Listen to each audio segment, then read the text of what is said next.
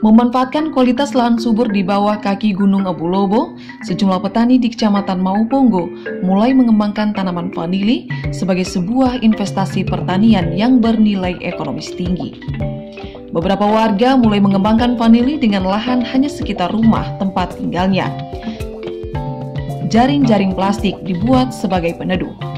Beberapa tonggak atau tiang pancang dimodifikasi sesuai karakter rambatan tanaman vanili dengan berbagai tipe, mulai dari tiang kayu serta tiang dari lingkaran kawat jaring berisi sabuk kelapa. Vanili juga memanfaatkan pupuk organik tanpa pupuk kimia.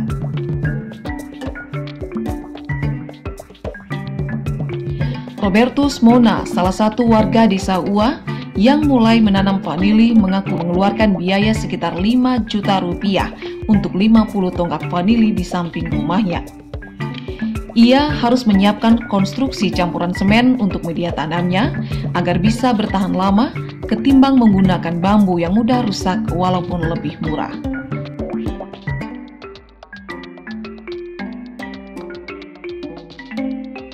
Dalam satu tonggak ditanam 4 stek tanaman vanili yang dalam taksirannya akan bisa menghasilkan minimal 5 kg vanili mentah atau minimal 1 kg vanili kering.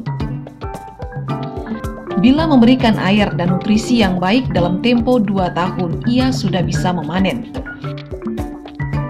Robertus juga menuturkan harga 1 kg kering vanili organik saat ini 3 juta rupiah.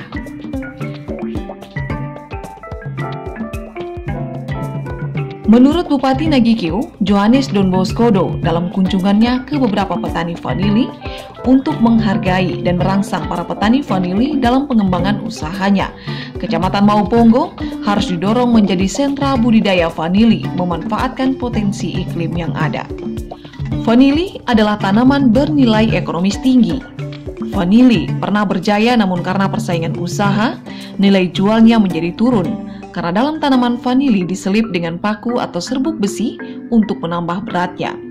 Vanili menjadi pilihan utama karena ini adalah komoditi yang bisa dikembangkan di lahan sempit dan cukup efektif didukung dengan iklim dan etos kerja warga. Balai Penyuluh Pertanian di Kecamatan Mauponggo harus bisa mengembangkan vanili di lahan sempit. Ini sebuah komoditi yang memberikan pendapatan yang menjanjikan buat petani. Daerah ini pernah berjaya karena menghasilkan vanili, tapi pada satu saat ada persaingan usaha sehingga produk-produk dari sini diselipi atau terselip dengan paku, bahkan dengan serbuk gergaji besi, sehingga kami kehilangan kepercayaan dari para pembeli potensial. Nah, hari ini adalah bagian dari hari-hari saya masuk di Kecamatan Mauponggo, di mana vanili ini menjadi pilihan utama karena ini komoditi yang bisa dikembangkan di lahan sempit, didukung betul dengan iklim, kemudian juga etos kerja warga, itu yang penting juga. Pengalaman mereka ya sudah ada berbudidaya vanili, sehingga ini 3-4 tahun ke depan mudah-mudahan mereka sudah bisa menikmati hasil dari vanili. Johannes Don Boscodo berharap 3 tahun ke depan para petani bisa menghasilkan panen yang baik.